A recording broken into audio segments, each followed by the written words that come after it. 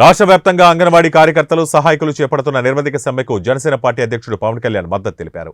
అంగన్వాడీ కార్యకర్తలు, హెల్పర్ల ఆర్థిక ఇబ్బందులపై మానవతా దృక్పథంతో స్పందించాలని ప్రభుత్వానికి హితవు పలికారు. ఇచ్చిన హామీలు నెరవేర్చమంటే వేధింపులకు గురిచేస్తారని ప్రశ్నించారు.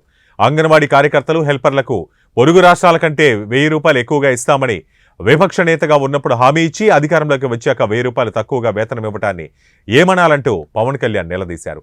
దీన్నే మాట తప్పడం అంటారని ఎద్దేవా చేశారు.